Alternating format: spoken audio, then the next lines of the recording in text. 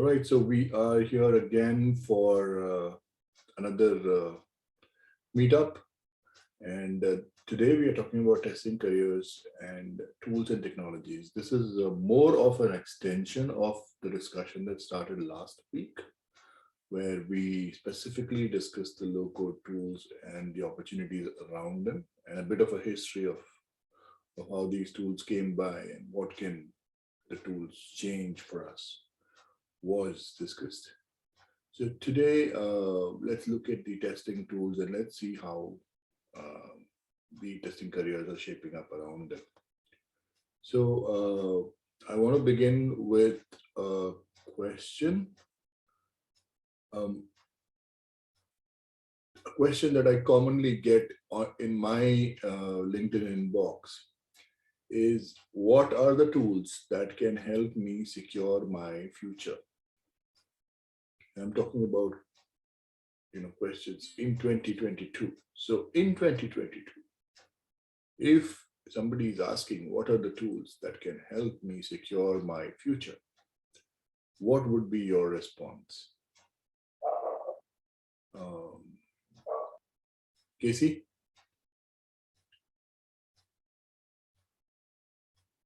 So I would say rather than learning tools, specific tools, I would rather focus on developing other set of skills apart from what we are daily doing actually. So for example, like one should have good knowledge about testing actually, and the bare basic minimum of foundations or fundamentals. People are not even having that. People are just jumping directly into automation tools actually. Today you see that a lot of people, they don't even know what is a test plan or a test strategy, but they are talking about automation, Java, Selenium, all big terms actually. So most importantly, even they don't even know the coding principles or coding standards, but they are just doing Selenium automation. But how is it going to be benefited to the overall community? So that is one key area I would say. Basically, like one should basically have the strong foundations of the testing, and apart from that, one should also have a good knowledge about problem solving or debugging skills. When I say problem solving or debugging skills, it's not just data structures and algorithms, or like you have to write some code or something. So you need to understand uh, a specific problem and how are you going to approach to that. Nobody is going to teach all those things. Uh, we see that the current trend, especially during the lockdown, we see a lot of fake profiles that are coming into the market.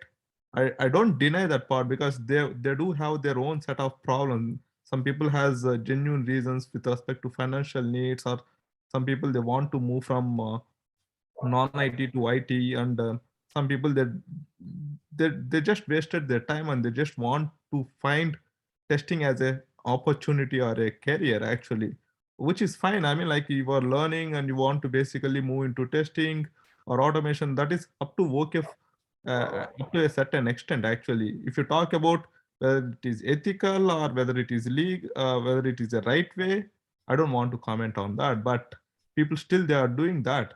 But in fact, after doing that, what people are doing is they are basically taking support from a lot of people. So this is how it is working right now. I've been interviewing a lot of folks, especially in automation or testing, and I see a lot of fake profiles. And after joining, what they are doing is, if they are working in US, they pay certain amount or money to Indian people, and they basically take the support and they start working in US timings. That is how it is basically going through it. What are all we doing actually? That's really wrong actually. So I want to basically emphasize one more point over here. Tools are going to come each and every day. See, I've been seeing from the day from QTP, then Selenium IDE, RC, Selenium WebDriver IO, then you see Tyco, there is one more. So now Cypress, people are talking about different framework, Espresso and whatnot.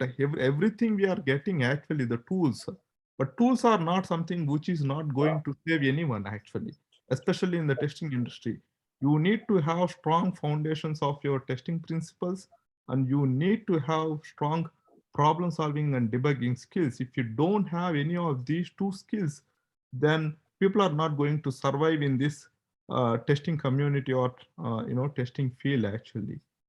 Let me tell you one small example. Like I basically go to for example, uh, people they go to some training institute, or right now there are a lot of people who are even training in through various platforms as well. And people learn some automation tools from them, and immediately they want to find a job just in 1 month, or even less than 20 days actually. The moment they come into IT industry, or they start working on the real-time project, they get n number of issues. They can get a production issue.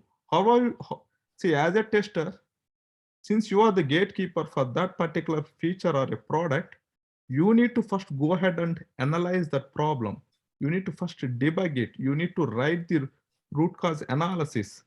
So then, developer will come and start investigating, and he will find out other set of things. But you need to identify the test cases. You need to find the regression areas. Why did we miss certain things?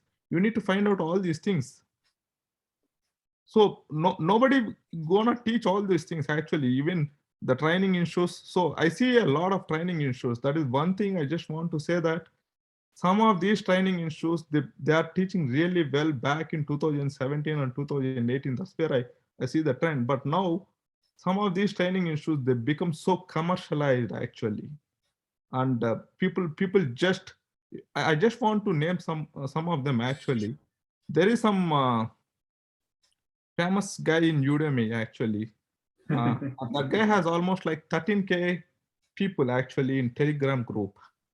And in that group, people just ask interview questions, only interview questions. Interview questions for HCL company, Capgemini, Cognizant. I just want to get a job in 1 month. And the guy also basically focuses on the same thing. Okay, you just go through my Udemy training, you will get a job in 30 days. Boss, this is not something which is not going to help anyone. People need to understand that. Okay, without going further and going into names, that was a good response, Casey. I have a counter question to that because I keep getting that counter question. But before I ask that question, I would like to know the views of other people on this call. What do you think is the response to that question, where people ask, "What are the tools that are going to help me secure my future?" So, who wants to go next? Arvind. Yeah, hi Brijesh, hi everyone. So yeah, my take on this one is that to secure a future is with respect to job and respect to career overall. So with respect to job, I would say then you have to like have knowledge on the open source tools like Selenium, REST, or sort that are popular and that are being like asked by many of the job requirements, job advertisements.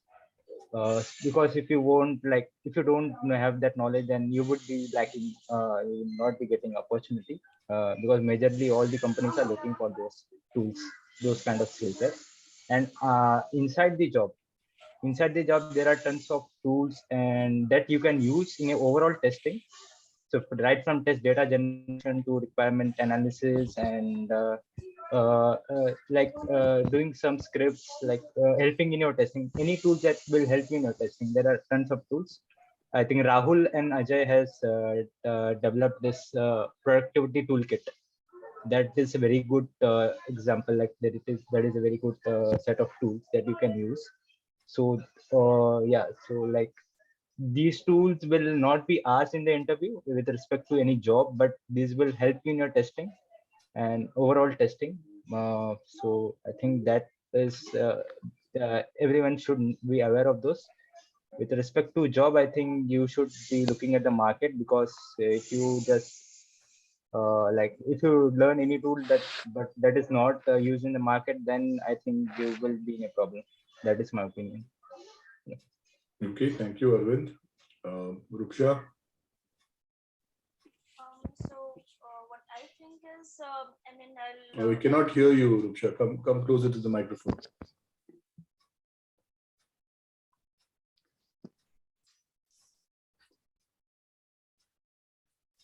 You're on mute. Hello, can you hear me? Yes, much better. Okay. Yeah, so I will agree to what Arvind, I think his name. So what he said before me, that it needs to like relate to what the market demands. But again, there is the catch that the market keeps changing very frequently. Like what was in demand maybe 2 years ago is may not be in so much demand this year or maybe the next year. So that becomes a kind of a problem. And also one thing I would like to say is that being a specialized in at least one or two tools. I mean, if it is a language, one programming language, then okay, that programming language, or maybe if it is in one tool, let's say it is in one one load testing tool, which is like JMeter or anything. So being a specialized or finding one specialization area will also can also help secure the future, if uh, that is what I think. Okay. Shiva?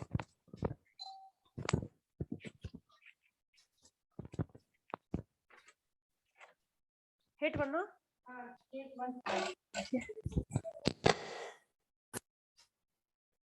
Vidya?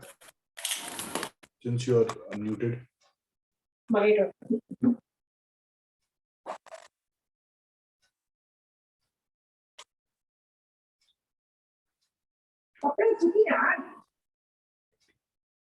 Seema?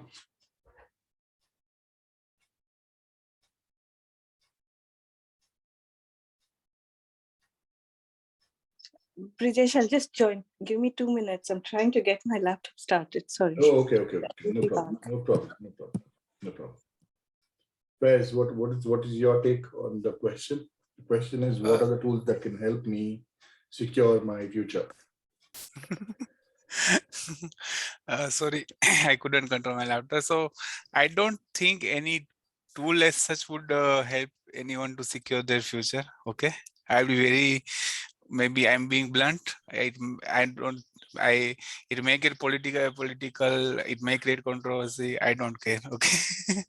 See, the thing is, what people fail to realize is that so people run blindly behind tools. Okay, what happens that people run blindly behind tools, so they they try to quickly learn as much tools as possible, or they just learn and then just move on to the next one. But what happens in this process is that they sometimes they do not know the exact basic fundamentals. Okay, so regardless of, so let's talk about, let's say if I talk about CI/CD tools, so there is like Jenkins, TeamCity, many tools are there, right? But the underlying, what we can say, the fundamentals of some basic principles on about how they work, what they do, remains more or less similar, right? But people generally don't have understanding of it, or if they don't have even, and sometimes they are not even aware that understanding is required for them. So when a tool doesn't stay in demand, then it becomes then they become obsolete. Okay, means they cannot match up with the changing trends of the market. So rather than that, I would suggest go with the basic fundamentals. If you learn one programming language, so if you have learned it properly, you will not only learn that programming language, you will learn how to learn a programming language, plus you will know how generally. So some things are there, like syntax is there. Okay, then there are structures, looping structures are there, or conditional statements are there. Then how a language is being interpreted or compiled. So some things are there which are common across the languages. Okay, it may of course the way Java is being compiled, or I can say compile plus interpreted, Python is only being interpreted. So some things are different, some things are same. But if you are clear about what you want to achieve, okay, you just need to assess the need of the I can say market. So what is market need is right now we can say that if you are good at least one automation area, so you are good. So let's say if you are focusing on UI, go deep into that, how web elements are rendered, how you can locate them. So today you are working on Selenium, tomorrow you may need to work on Playwright, but underlying concepts will remain same. How browser interacts with the elements, how browser will give command, will interpret your commands and give it to the browser to perform the actions. So if you understand those kind of things, then there is no worry. It means, so any tool you are using, if it becomes obsolete, your future is secure. But if you are only learning tools, if you are not trying to learn the underlying concepts, then no tool can secure your future. That's what I wanted to say. Sorry if I become like more, it may be turned into a rant, but this was my honest opinion. Sorry. So yeah, thank you for your opinion, this thing. Yeah, so a question for Arvind and Ruksha, while you said, go with the current set of tools in the market, for example, open source, Selenium, Java combination or whatever, and then look at, maybe for API testing, look at the tools in the market, rest assured or whatever. So a question for you, will these tools be in scope of whatever we are trying to do, say 10 years from now or 5 years from now? Yeah, so can I go ahead? Yes, please. Yeah, so like I just I mean, I said the same thing in my answer, that that there is the catch that that the tools what we are using today or maybe 2 years ago may not be in scope after a year or after 2 years. But the thing is that yes, there is this problem, but also I mean, we have to like the people who are in the market, and especially I would tell this for like not for the very senior people or maybe those at the management level, but those who are at the junior or the mid level positions.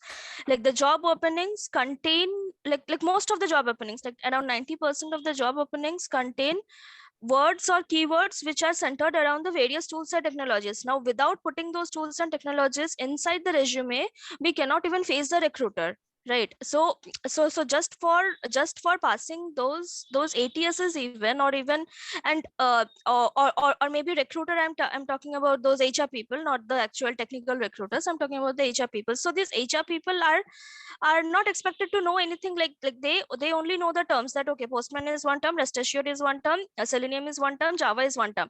Now, unless you can convince them that okay, you know each of these, this person will not let you go to the recruiter, or maybe to the like recruiter as in like the technical recruiter.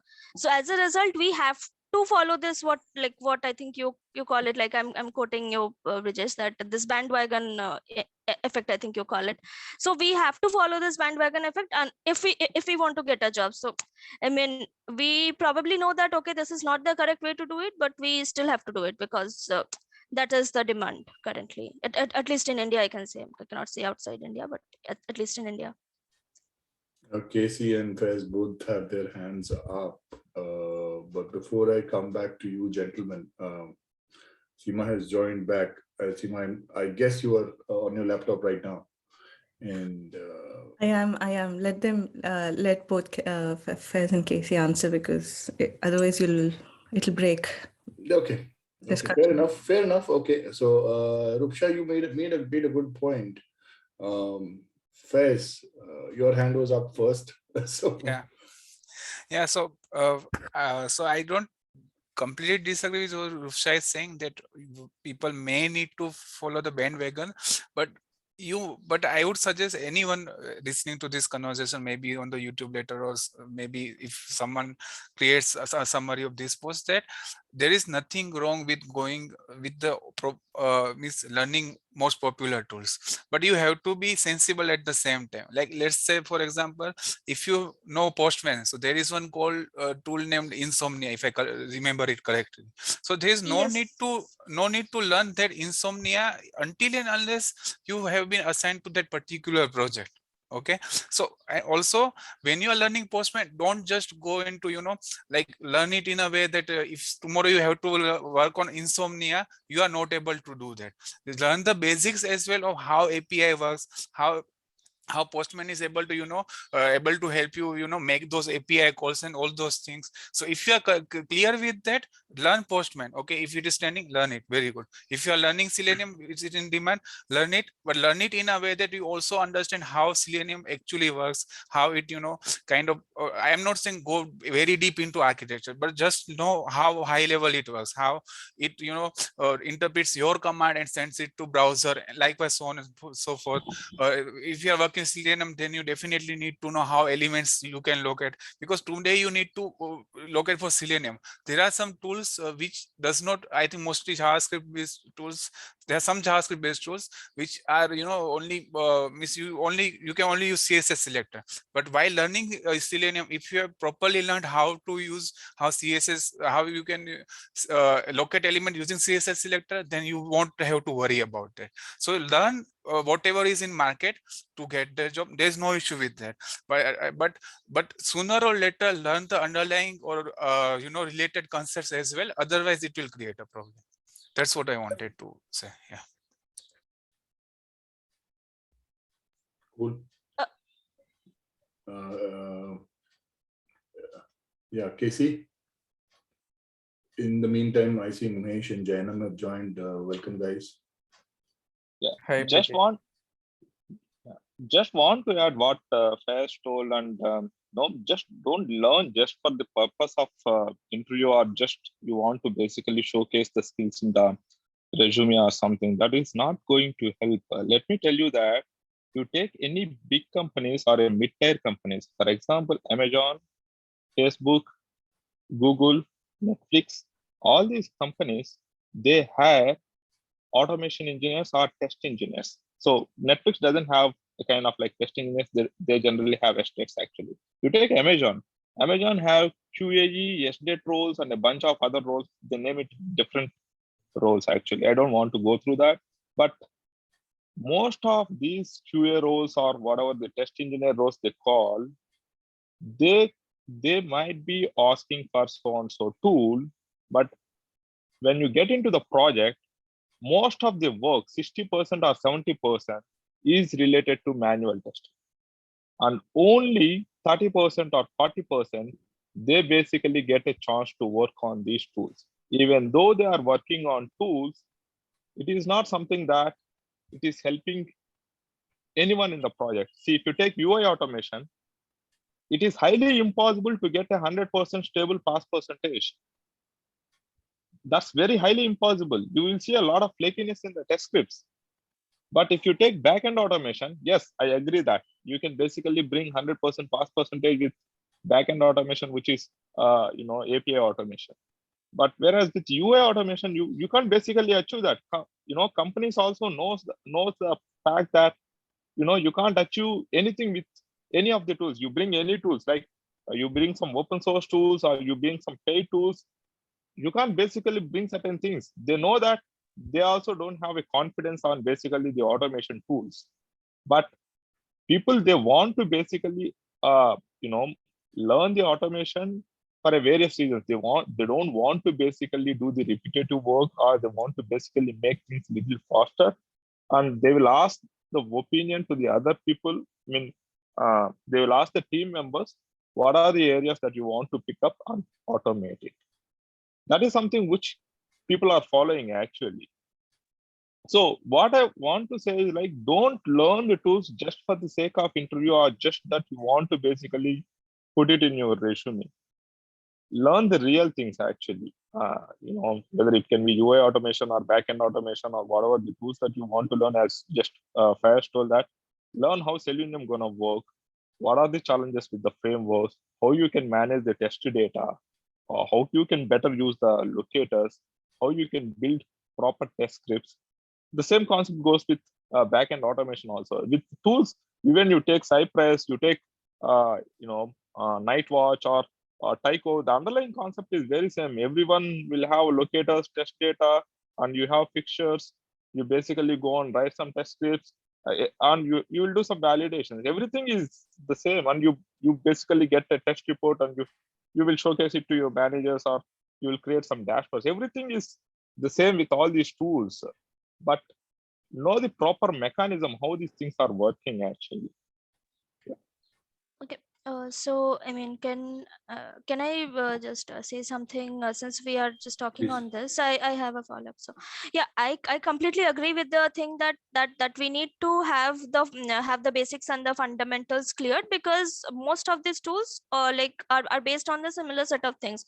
Like say for example, Selenium. If you are running Selenium script, it is based on the type of locators that we are locating, and also if you are taking Appium, then also it is I mean, since it is a web sorry, not web, mobile UI automation tool, it is also, I think, kind of I mean, I don't know what APM, but I think it will be based on the same, like how you are locating the elements and all. So these foundations are important. That is okay. That I completely agree, and I do not have any contradiction to that. But I want a question to be put here, that is, as Casey was mentioning, that for the big and also the mid-sized companies, that there can be 10 tools and technologies written in the job descriptions, but once we get into the project, it is not possible that a single person will be doing all those 10 things.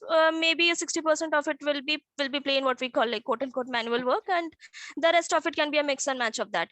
But then the question lies here is that, unless and until we are putting, like matching all those 10 tools and technologies on the resume, be it like we know the fundamentals or we don't know the fundamentals, that is different. Let's say we know the fundamentals or we do not know, we just have put it on the resume just for the sake of it. But unless we are doing that, how do we even reach the companies? Like reaching the company and doing the project is far ahead. Like before is that we have to reach the company, right? So just for reaching the company, I think we employees are having to be this desperate, that like doing things just for the sake of it, because we need to reach those companies, right? So how do we do that without this fake things actually? If I can try to summarize the point that Ruksha is making, how do you um, beat the competition and reach that interview table? Okay, just get your resume through, because a recruiter, as the industry experts say, a recruiter gets only 6 seconds to look at a CV, and in 6 seconds you can only look for keywords. And these days, of course, most of the CVs go through the ATS screening, which is keyword based. So it will look for the keywords that are mentioned in the job description, try to match the CV with that. How do you get past ATS? Is the question that Ruksha is trying to ask. I can see, Casey, you have raised a hand, so please go ahead. I just want to let you know that, see, in this competitive market, you need to market your skills. Nobody is going to do that. Recruiter is not going to help. Manager is not going to help. Even your friend or your colleague is not going to help. You need to market your skills. What that means is, maybe you might be knowing 6 or 7 skills. Maybe the company is looking for 10 skills or 11 skills, but you might be knowing 6 or 7 skills. Did you do your homework with respect to those skills? You know 6 or 7 skills. You know what is what, or you might be knowing some mid-level or some expert level in those skills. Did you do any side projects? Did you showcase those projects anywhere? Did you put it in your LinkedIn or GitHub or some other medium, blogs or anywhere? There are other ways to basically reach out to the recruiter. Say, for example, that, okay, you want to target some certain companies. You want to target startups, or you want to start up some mid-level companies, or you want to start up, target some big companies. So you know where you want to go to your next level. Reach out in the LinkedIn, the hiring managers, say that, hey, I am having so and so skills. This is something which I had done in the past, and I want to explore and learn something different. Do you have a couple of minutes to basically go to, talk each other and see if there are any requirements that can basically align to my profile? Reach out to them. That is how the things are going today, actually. People, if you see earlier, Naukri and Monster they both basically are so competitive in Indian market, actually. Sometimes Monster, you basically get some calls from the recruiters, and sometimes Naukri you used to get. But now people are slowly moving into LinkedIn. Then even in LinkedIn, they are basically looking what are all the skills, what are all the projects that you worked, or do you have any GitHub links? Do you have any practical experience? Nobody is basically looking. Maybe the recruiter might be looking. If he is not knowledgeable, yes, definitely what Brijesh told, they might be looking at these keywords, because whatever is the time that they have, actually, like 6 seconds or 6 minutes, whatever they have, they basically search with the keywords and they will try to find it. But is everyone having 10 skill sets? I don't think so. If the company is asking 10 skills, everyone might not be having. My company uses some internal tools. They use some internal frameworks. Does someone else knows those tools or frameworks? No. You need to say that, even though if you don't know, say very clearly that I don't know. Given an opportunity, I just want to go ahead and learn. You need to show that kind of a skill set to the recruiter or the hiring manager. And you say that these are the things that I had done. This is what the experience that I am having. This is what I'm going to learn in the future, given an opportunity. Everyone will accept that kind of mindset. And we need to build that. I actually had one person who really appreciated this type of mindset. Yes, I had one, but like I've reached many people on LinkedIn. I myself am quite active on LinkedIn. Yes, I do not post anything as such, but like as for reaching out to people, as for reaching out to hiring managers, 99% of them do not even respond. That is a very serious problem. Like even if we go beyond saying just hi and hello, even if we actually come to the point and okay, see, this is where I'm interested. Can you please, can we please have a discussion? 90% of the time, I do not even get a reply. that is there also, it doesn't help in such a cases. But yeah, 1 or 2 persons, yes, there are always exceptions, and maybe I have reached to the wrong people till now. I have to try harder, but that has been my experience so far. That's it. Shiva, you've raised your hand. I think Seema unmuted. If you want to. No, it's okay. Go for it. Go for it. No, see, please, if you can follow up on that. I'll continue later. No, it's just following up on Casey's answer. Very true what he's saying, but just another way for Rupksha maybe to, yes, there are only few people who will answer you or respond to your queries on LinkedIn or however you reach out to them. Another way could be that you're doing reverse engineering. So this is what the company needs, and these are the tools that are expected, which means they need to be on your CV because ATS filters based on keywords. Now, how can I add those tools or names or keywords on my CV? That means either you have to work on them, which means your current company should be using them, or you have to have other ways of having it. Now, a lot of people do just put names for the sake of adding it, names of tools, names of processes that they've worked in, just because they've heard of it or they have read about it. That is where you fall in the cracks. Your CV might get selected, your interview will go really bad, and then you lose your confidence and you're out of that race. Instead, you start investing. These are the tools that are required. How can I have it on my CV? I can try it out. I can play around with it, learn more about it, read more about it.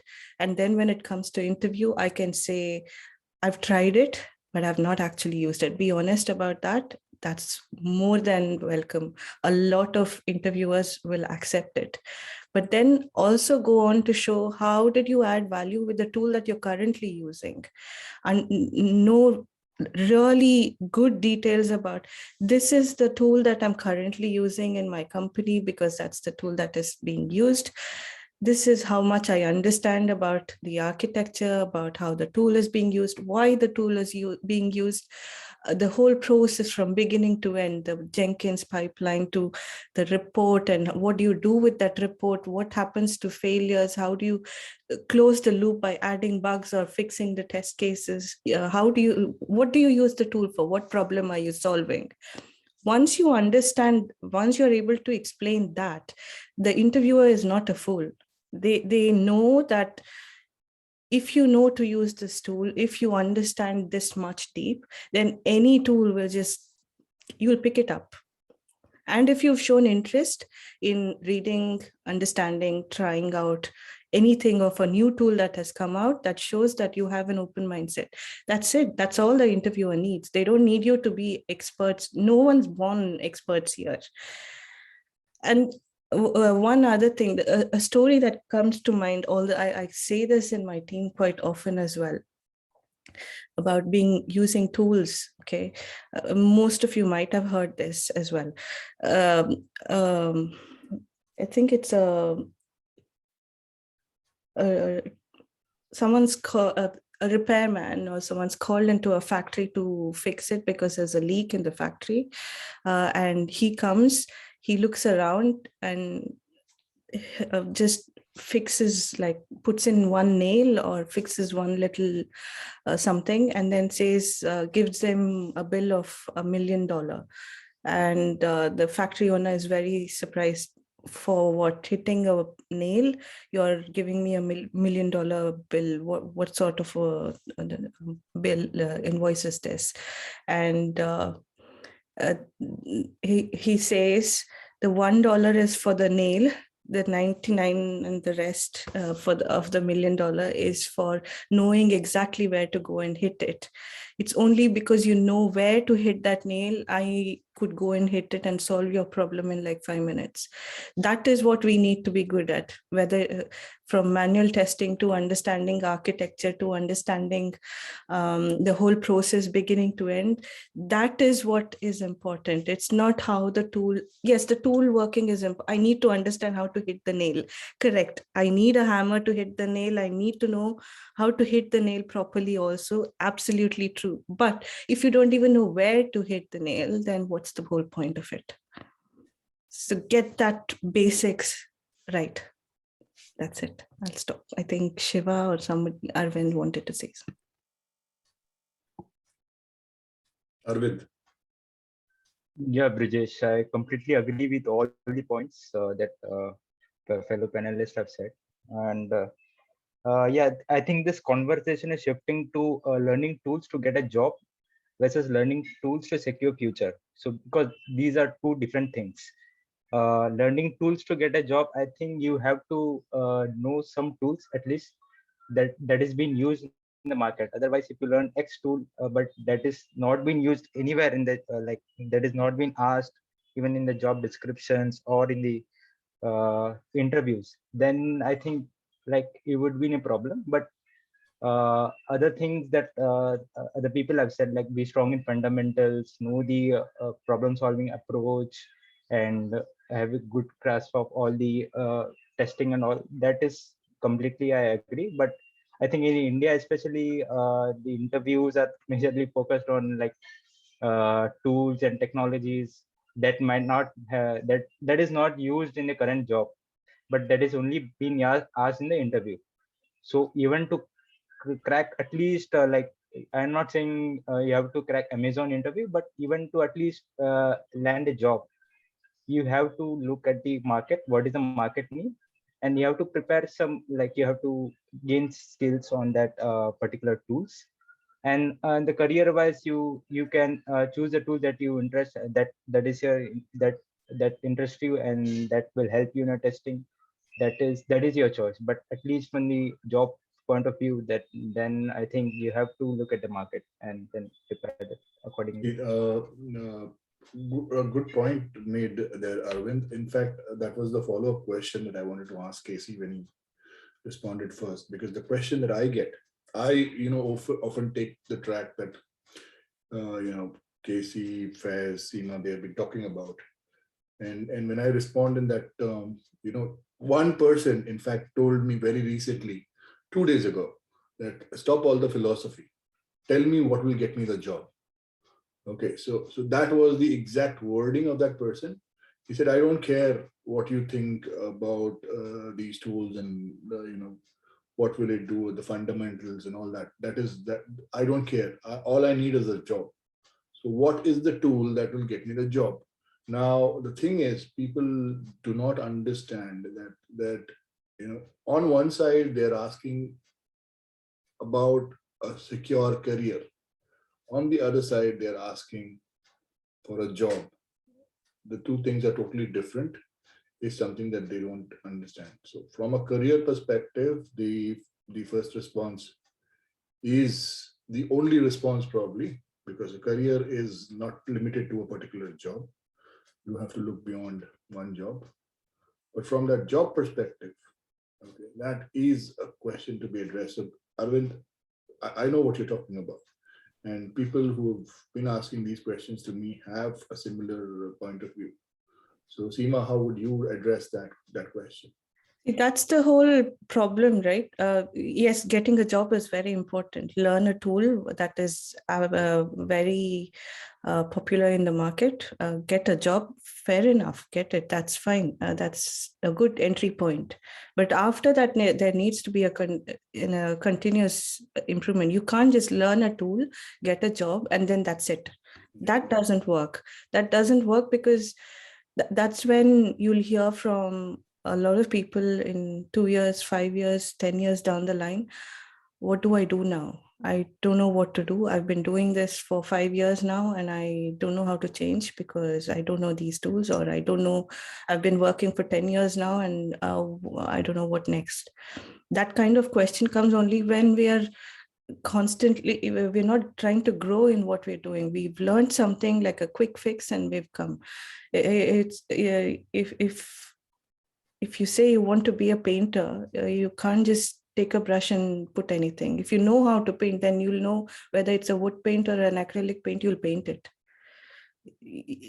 Then the point is you need to learn how to paint. It's not about how to, what paint it is that matters. Once you know one thing, you can learn, you can apply it to other things.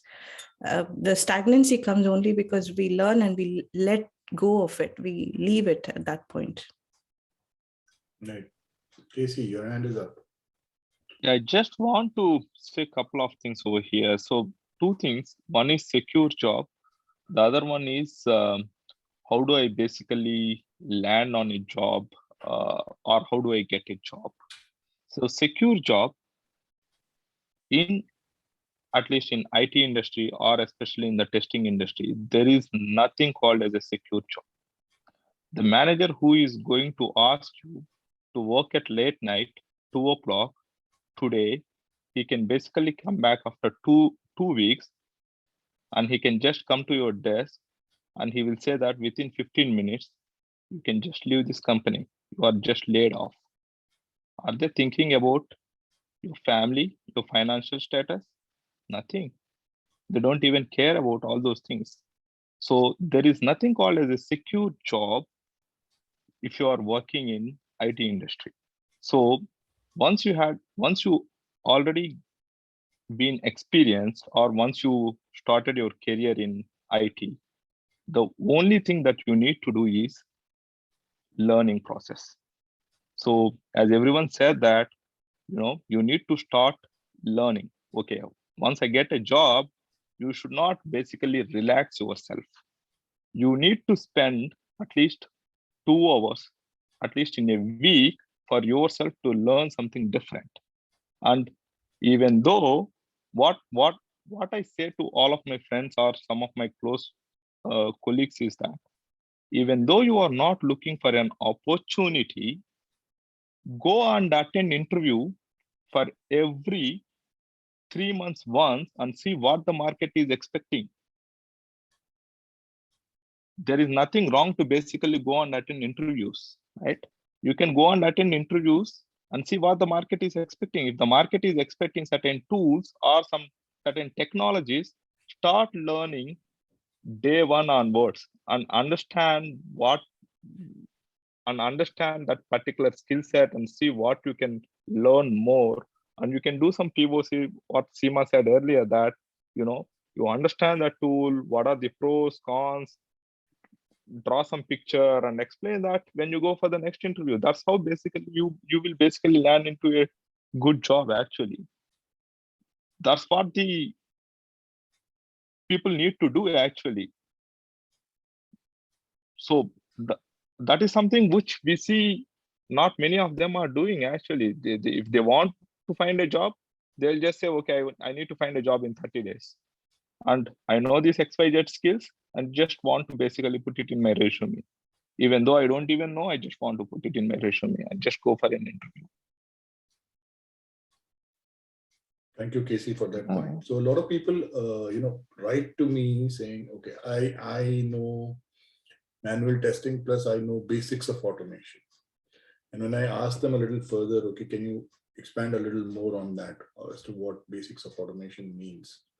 They'll say, okay, I know a little bit of Selenium and Java.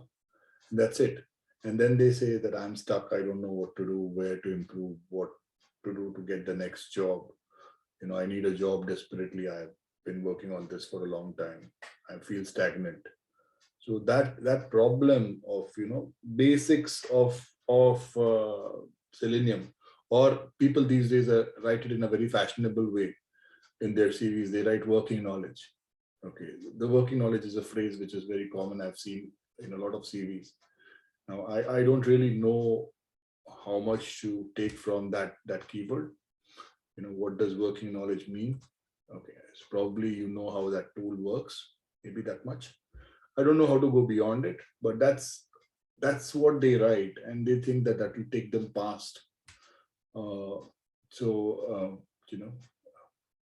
point that and Seema, you can correct me if I'm wrong. The point that you've been trying to make is to keep yourself learnable, keep apply the continuous learning. Once you've got into that job, see how you can get better at that particular tool that you had mentioned or discussed during the interview, if you are indeed using that in the job. Or you can stay in the job, say and look at what are the different ways or the other ways to solve the same problem. If there are other tools, then how do I do that? And find that little example that you gave. Understand where to hit that nail. Okay, so have that mindset. Okay, if I have to solve this problem, then what are the things that I can do, where I can do it, what difference can I bring? So I think that's a key. Well, in the meantime, I also see Parishar has joined. Welcome, Parishar. What we are discussing, let me just summarize quickly in a few seconds. We've been talking about the job market and the tools. What are the challenges? The basic fundamental question that we started off was with what are the tools that can help me secure my career? Okay, that's a question that I've been getting lately a lot. So people want to know what tools can help them. And if we tell them, oh, learn about problem solving, learn about, learn the fundamentals, people come back and say, oh, no, that is a lot of philosophy. Please tell me the tool that can land me the next job. Okay, and how do I get into the next job? Certainly the context changes from career to a job. So how do we deal with that? That is what we have been discussing. I would like to know your thoughts, Parishar. Hey, Brajesh. I think a very interesting question, and probably in these calls we have discussed many times about job, career, life, and how do we do not differentiate among these things. So when people ask me, I tell them what is going on. But for some part, Brajesh, I think when they say that problem solving and craftsmanship, they feel it is all theory, it is all philosophy. To some extent, that could be right also, right? I mean, that is how they feel, because there are many people in our industry who are just preaching without actually practicing it. Now that is what the confusion has caused. I always tell that no, it is important that we do what the industry is doing. We go with that. Okay. Now that could mean Selenium today, Java tomorrow, or C++ yesterday, Selenium today. As I think I just joined 2-3 minutes back, and I heard Casey talking about it. That whatever is the industry and our firm is going towards, let's be on that bus always. Okay. Now that could mean learning new tools, learning new technologies, learning new programming languages, learning problem solving, or even learning how to how to just sail in this ocean. As simple as that, without even knowing all these things. I mean, I have got a few colleagues, few friends who have not learned any new programming language, or they have just grown in their experience of solving one kind of problem. That is it. I know a few, agile transformation coach who only know one thing. That is it. And they are surviving in the market. They are happy with what they are doing. So I think the bottom line is that when we join an organization, we should not think about being too much of purist. We should go with what organization, in what direction the organization is going, and we should be with that. Now, whether that means moving towards from mainframe to newer technologies, or whatever it is, we should keep on learning, and we should be keep on proceeding with that. It is very simple. I mean, I do not know why people say that I'm desperate to change a job, why that desperation has caused. We should not have reached a level of desperation. We should have taken some actions far, far, far before that. So that is what, Rajesh, it is. And I think the people who are asking these questions are very less in number. I mean, I do not see many people, or a big 80% of testers, 70% of testers being desperate in what they are doing. So yes, I mean, some people are there. Some people get restless. Probably they do not have right mentors, coaches with them, right friends to talk with them and share about these things. Right, that's a very good perspective. Shiva, I see your hand raised, and then probably we'll go over to Mahesh, who hasn't spoken yet. Shiva. Mahesh can speak. I'll read. Okay, Mahesh, you've been listening into the discussion, so your perspective. Hey, hi everybody. Sorry I joined a little late. Yeah, I was listening into all the discussion that was going on. Everything ranging from resumes, interviews, LinkedIn, reaching out in LinkedIn and whatnot. I think first and foremost, every individual want to think what they need.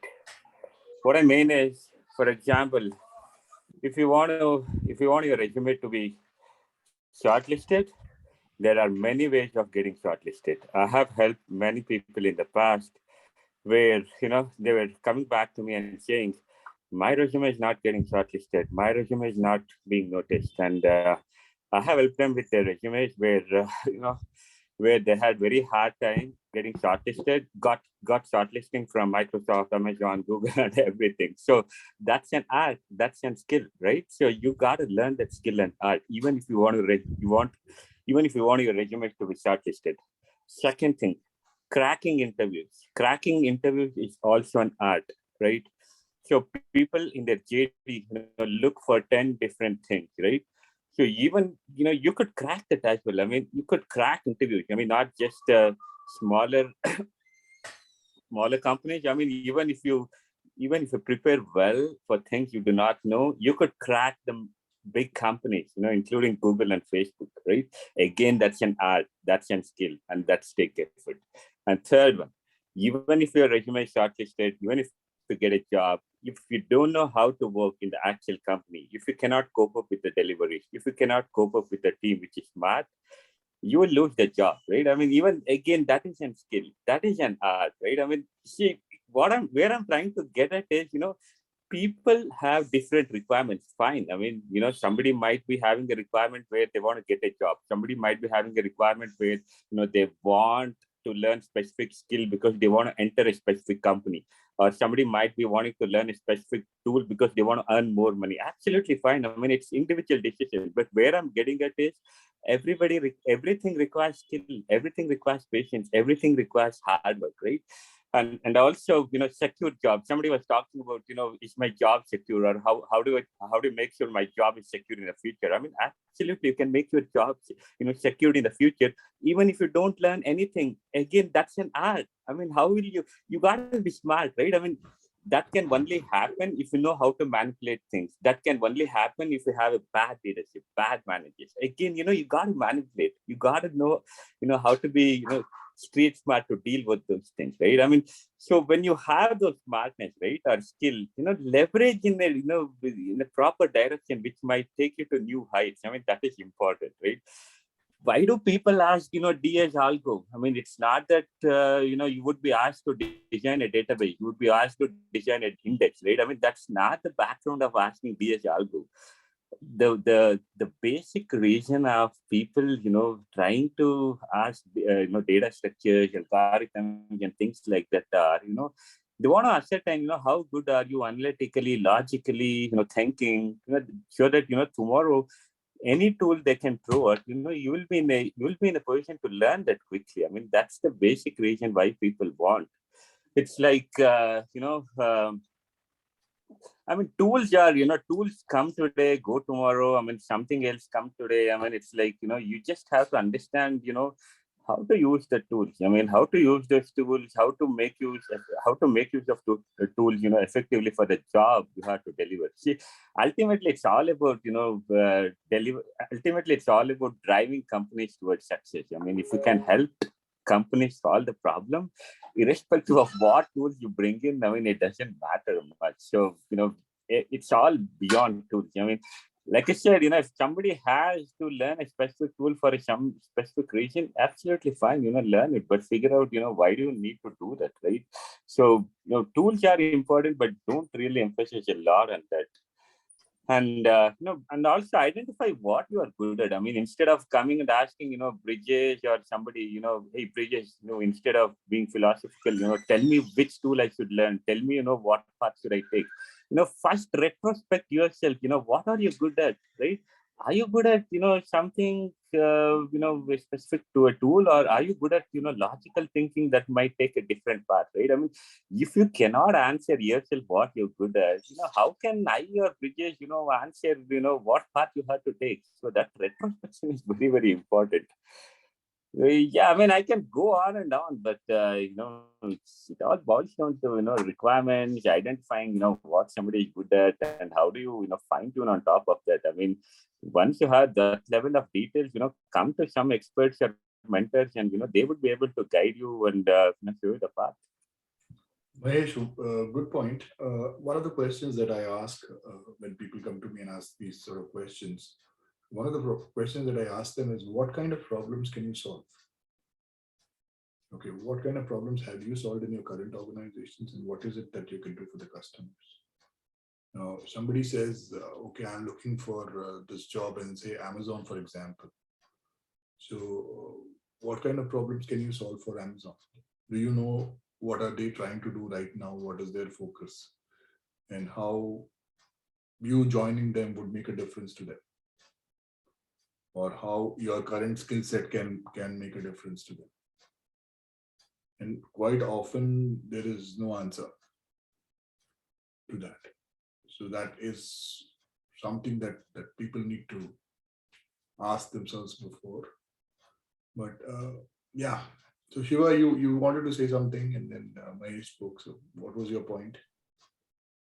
There's yeah, as Arvind also just pointed before that, yeah, we started this meeting with focus of like knowing the tools and technologies which any individual should cope up with, be ready for the testing industry, right?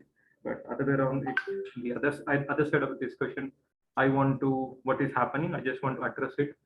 See, what Krishna Chaitanya, probably if I'm right with his name, or someone, whoever is at like Seema or Mahesh or anyone, Brijeshu as well, or Fayaz. I say that no, you're industry experts. Okay, you've been in industry, seen the industry from around 6 to 7 years or more than 7 years.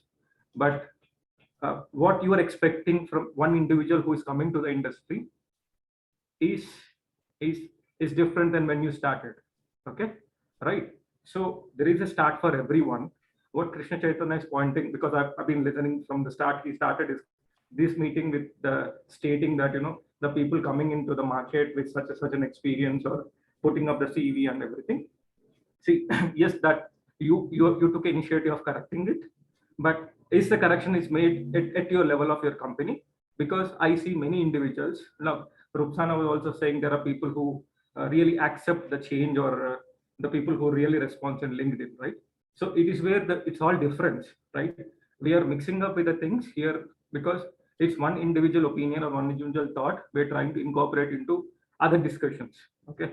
Because I see if you're trying to bring a change, right, that is happening now, because prior to this, there was no testing communities, okay? There was no people who are guiding us, right? That thing is happening because we're looking for a change.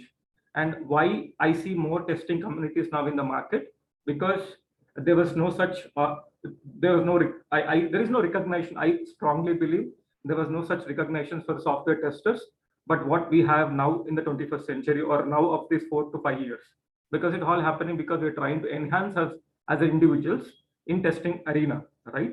So whatever you're trying to bring with the corrections or learnings, because it was not there, we're trying to incorporate now. So there will be slight change. And when a person was eagerly looking to job, the circumstances depends that what is his background forcing him to do, why you want to take up a job, okay? And Seema also rightly said, once you get into the job, try to incorporate, like start learning into it.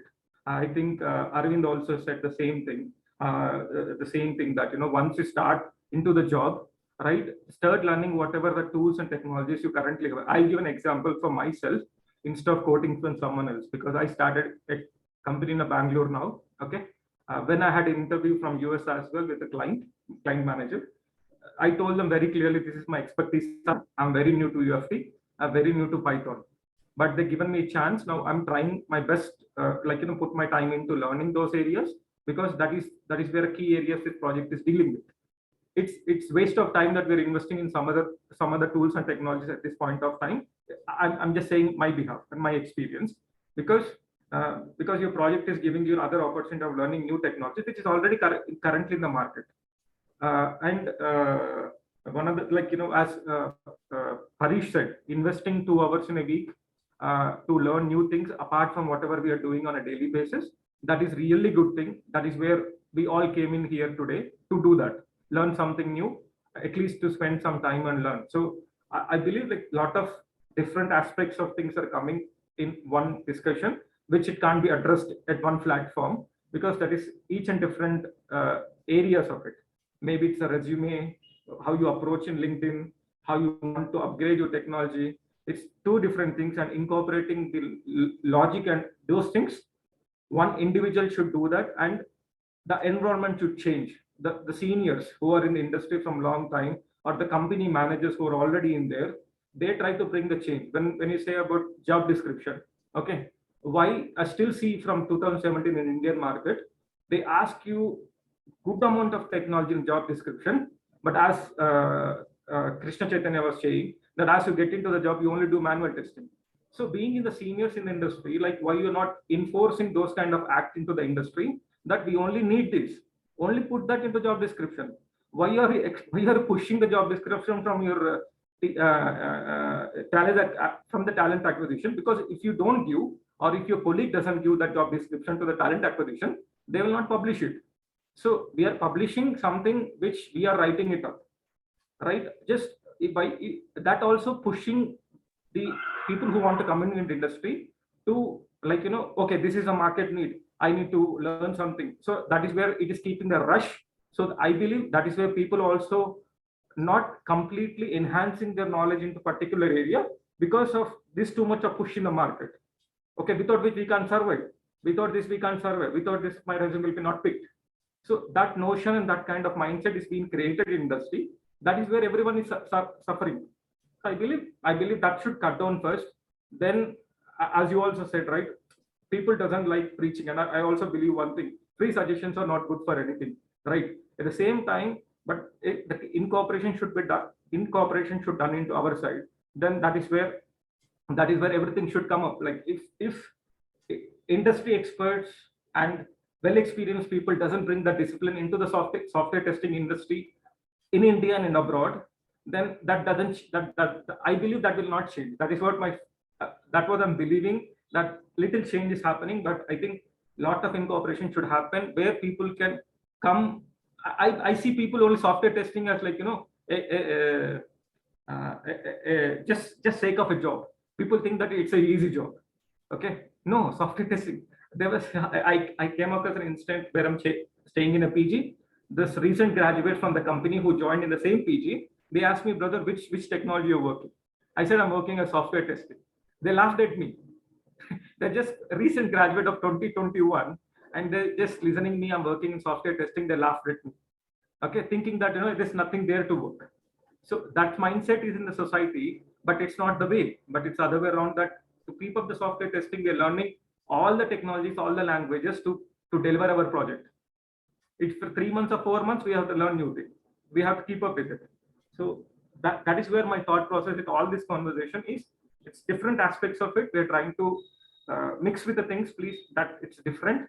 But as you are there, as Krishna Chaitanya was pointing, or anyone is pointing, the Mahesh said also that we should incorporate logical building, analytic skills, right? That is where it should be there, I believe. But it should come from one individual, and we should promote that. Means I'm just 10% what I learned from testing industry, but what I can say is, like, I'm in the same stage of it, that I'm trying to incorporate these kind of ideas into the life, into my software testing, and I'm passionate about it. If you're not passionate about software testing, you only came here for the sake of a job, please leave. It is not your area, because software testing is not just the software testing. It is a lot of homework you have to make. You have to learn a lot of technologies, lot of aspects of it to be in the software testing. Please don't see this software testing as only a job, sake of a job. No, it is not. I don't believe in it. I strongly believe that it is a passion. If you have a passion in software testing, be it. But if it's not your passion, please leave it. Sorry, Brajesh. That is what my take. That was quite some monologue. Good, Shiva. I can think of a movie scene with that kind of a monologue. In fact, I was seeing one yesterday. So anyways, jokes apart, let's continue. So I see Casey and Faiz raising their hands. Casey. I just want to discuss on one point that I think Arvind only, right? Or Shiva. Yeah, sorry. Shiva discussed about, like, why the senior folks are not letting the recruiters know what they really need. So I see there are a couple of challenges over there. It's not that the senior folks or the junior folks or the managers are not letting the recruiters know that what the job description that they are looking. So if you need to understand the hiring process, there are different methodologies even in the hiring process they follow. Some methodologies, let me explain you that. Some companies, they call it as central hiring. When they call it as central hiring, it means that you are not going to basically say, for example, my team is going to have some rec that is going to be open. I am not the person, or none of my team members are not going to interview you.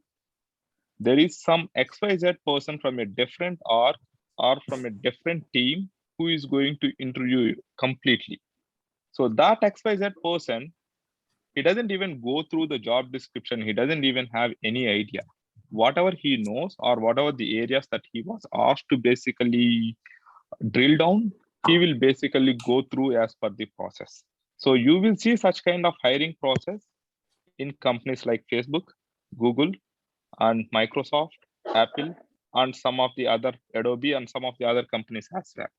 And the second point that I want to bring it to you is that, yes, hiring managers, or even the folks who are working in the team, if they need a rec, they will definitely basically draft the kind of like what they are looking. Sometimes what the recruiters will do is, like, they basically go and post the generic job description. Once it gets posted, people will not basically go back and edit it or correct it. I have seen these kind of things as well. And the third thing is that some managers or some engineers, they forcefully say that, okay, add a lot of skills as well. For example, if I'm currently working today on some automation tools or some coding language, they will also say that add some Python or some different tool. Reason being, you can't predict what is going to basically happen in the next 3 months or 6 months. There can be multiple organization changes that happens in the industry, and the organization, as part of our change, some new VP will come back and say that I just want to remove all these test engineers and gets replaced with developers. Let the developers write the automation code. What will you do at that point of time? Or they basically don't have much developers, they have some test engineers, but they also want to allocate some of their test engineers time as well with respect to fixing some of the bugs, some minor bugs. You can't basically go back and say that I want to hire again developers because these testers, they don't have knowledge. So,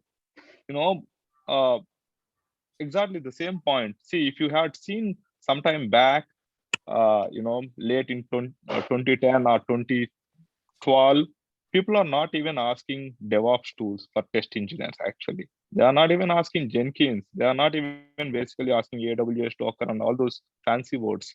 But now people are asking because they see that test engineers at some point of time, they also want to work on DevOps. And tomorrow, maybe the company gets some high critical issue with respect to security. They might be looking someone who has also knowledge in terms of security testing. All of a sudden, they can't go and open a rec and say that we need a security testing. Until we get a security test engineer, we can't basically test this fix. So there is a reasoning behind that they are dumping a lot of tools and technologies into the job description, but that is not what we are going to work once we land into the job actually. Yeah. Okay, Shiva. Yeah. Krishna, thanks for addressing my kind of a thing. The question which I addressed actually. Thanks for following on that. I just want to follow up on the thing like, yes, I totally agree what the company is looking at, the aspects of their kind of business needs. But what I was trying to point at is, it is where an individual as me, I'll address with my aspects of it. I'm looking for a job. I'm coming to the market. I'm understanding the job description. Okay. I see that this is a need of it. What I'm trying to say was I'm just saying the companies or an individual who is looking for a job, his understanding is only that if it is the case, then he's getting a job. That is where an individual is getting overburdened with the things that is causing him to just learn outer structure of the things, but not giving a chance of going in detail of any tool and technology, because his circumstances of his background could causing him to get a job in 30 days, right? So the shortage is creating because of the need of the market and the number of things it is getting overburdened for an individual to learn it, right? So I'm just saying on that prospects of it. Yes, the company looks for the business access of it. I'm not the one who can judge on their kind of judgment. But the point is that yes, you take a person who is ready for everything, and you also address Krishna Chaitanya that now the testers, the companies are expecting they to do DevOps job. Sorry if you don't mind me saying this, but I would like to reiterate that one thing, that there is a change in the roles and the responsibility of one individual. In 2000, I believe in 2015 and 16, most of the abroad countries are in 2017, there's a job title called SDET. Now it reached to India in 2021. Okay, the SDET title means the contents of everything as a person of an individual should take care of doing unit testing, doing all the testing, and also doing deliverables related to release management, right? So that's what the expectation with SDET role is, right? And want to correct it one thing, as a software tester, I don't want to jump into development. And a developer cannot do a testing job, but the tester can do a development job. And the point is that I've seen many developers jumping into software testing. They see a prospects of it, that there is a lot of things which they learn they can incorporate into testing industry. Okay, as developing a framework, enhancing the things, because that is where the interest is.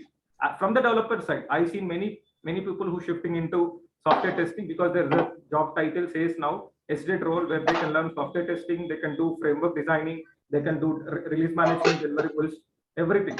So that is what I take there on the industry understanding. So, Okay, thank you, Shiva. Faiz, you put your hand up. Yeah, so I think so. First time when I raised the hand, Casey already like explained it very well that the challenges with the hiring process. Okay, so I'm not going to address that again because I won't be able to do it in that good way, to be honest. Now coming to the part which Shiva mentioned, I agree that I understand that sometimes people need to find a job like as soon as possible.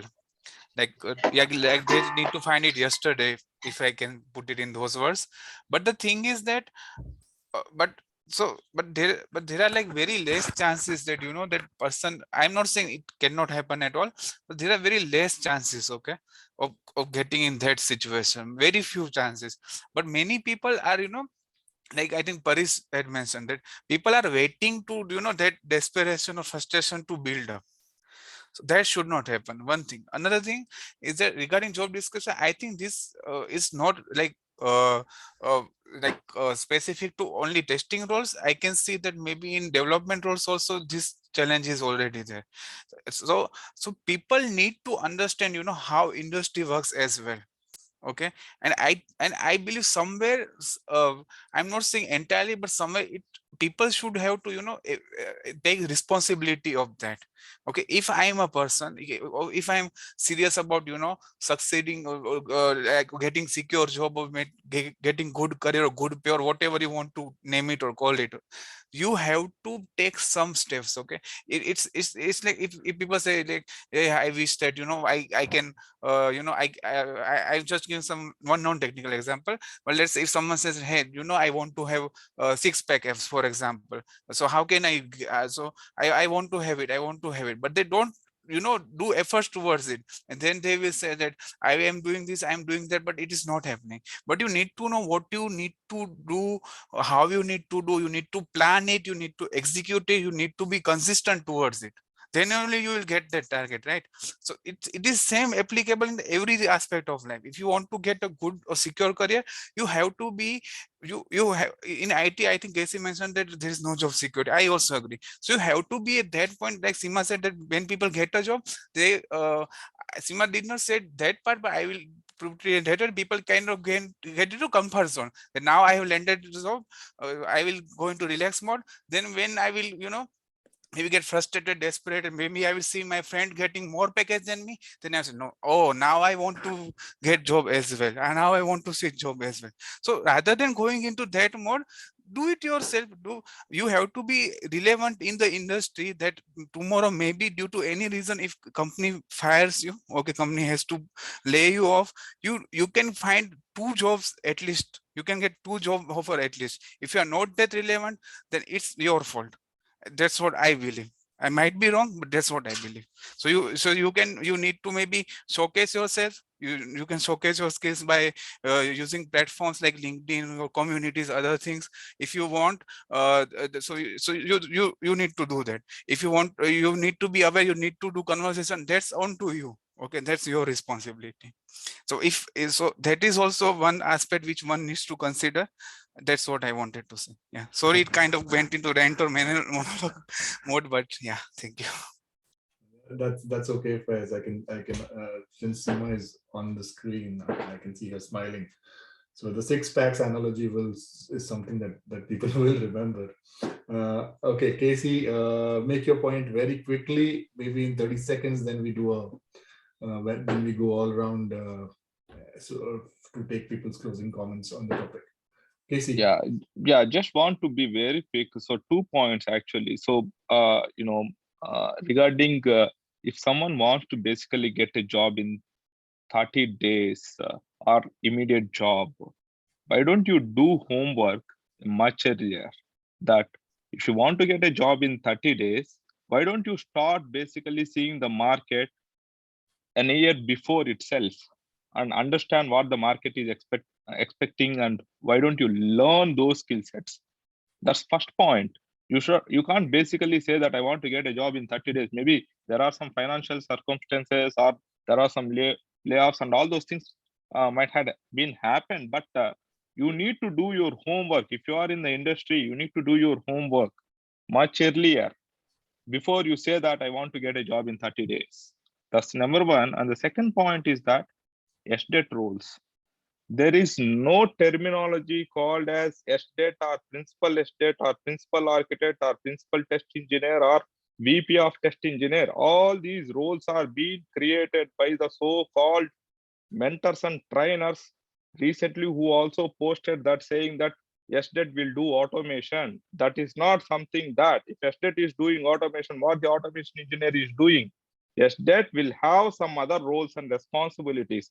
SDET will basically focus or balance between the testers and the development job and make sure that he delivers the things and make sure that whatever the things that we are delivering, they are delivered with a high quality. So he tries to basically build some tools, or he will do some unit testing. He will see whatever the areas that the test engineers might need some help. So these roles, whatever the so-called SDET, they've been created first by Microsoft, and later some of the companies, they basically started using those terminologies. So you need to be very clearly that SDET is not something that they're going to build some automation framework. They also do some manual testing or automation UI testing or API testing. No, their roles and responsibilities are completely different. You need to understand that. Yeah, that's all. All right. Thank you, Casey, for that point.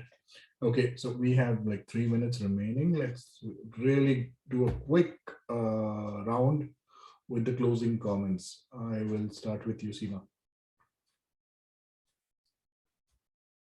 So you are on mute. Yeah. Okay. What do I want to say? See, you don't have to be an expert in 30 days. You don't have to be an expert to join. First of all, I think the 30 days concept comes because software testing is quite underestimated. People think it's an easy entry point.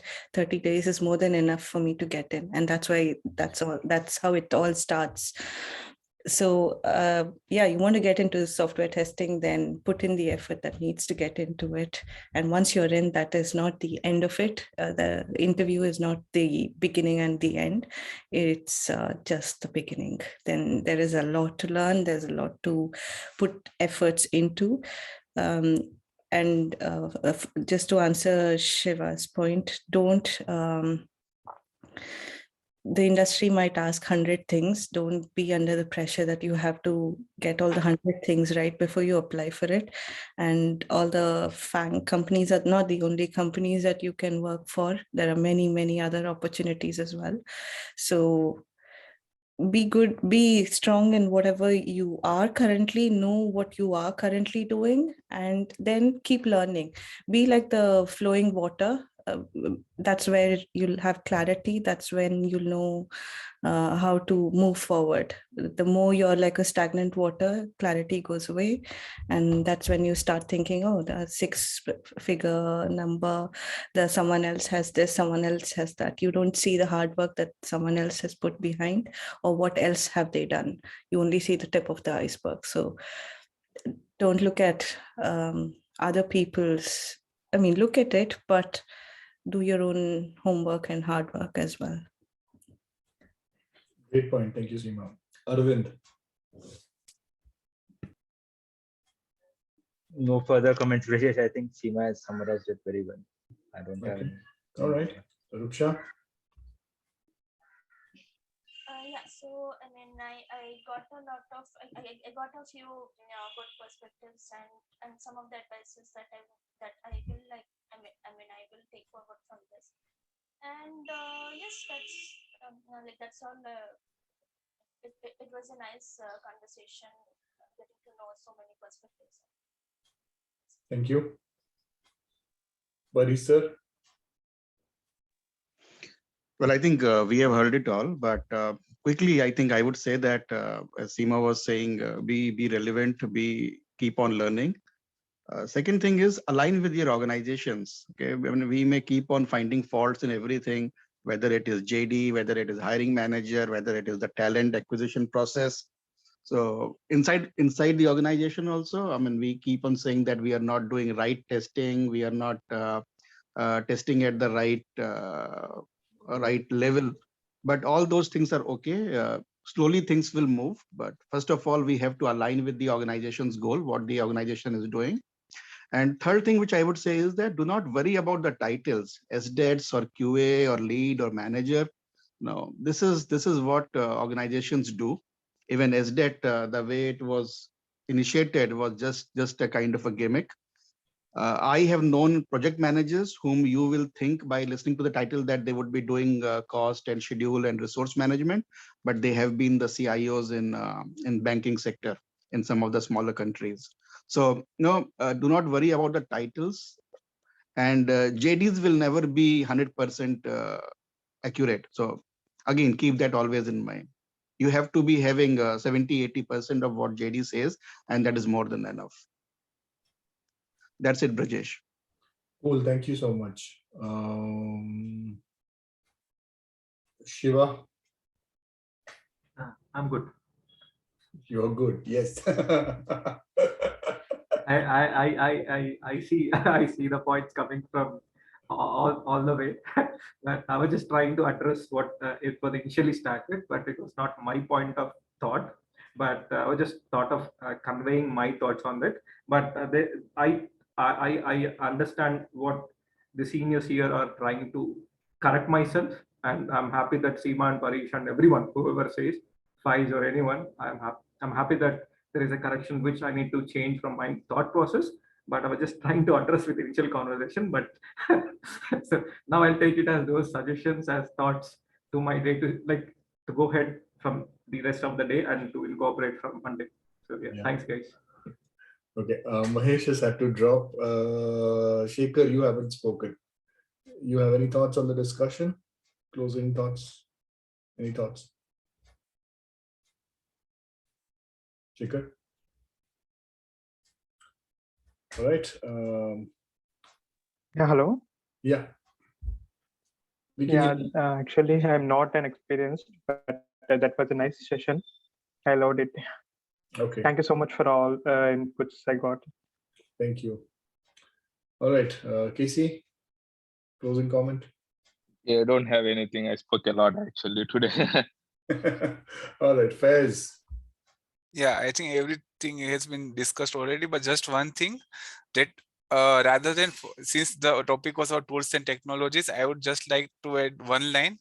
I would not specify any tools because otherwise it may be misinterpreted. It may, the requirement differ from one to another person, but learn new technologies. Okay, try to give more emphasis when learning technologies rather than tools. That's what I wanted to add. Yes, thank you.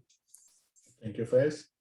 Well, yeah, the whole point was to get perspectives on topics like learning new tools and technologies, or learning tools and technologies to support or augment your career. But a lot of things came out. We have spoken about challenges in jobs. We've spoken about challenges in the hiring process, challenges in the way resumes are sorted, challenges in job descriptions. A lot of the things that we spoke about, there are a lot of things to talk about. Each one of those topics will probably need, quite long discussions to actually focus in and discuss. So thank you for this wonderful discussion. I'm sure that people who are going to watch this video later on are going to make something out of it. I thank each one of you for being a part of this discussion today. And, I hope to see you next week again. Until then, enjoy the rest of your Sunday and have a good working week. Thanks, Brajesh. Thanks, everyone. Have a great day. Thank you. Yeah, happy Sunday, everyone. Bye-bye. Thank you. Enjoy your weekend, guys. See you.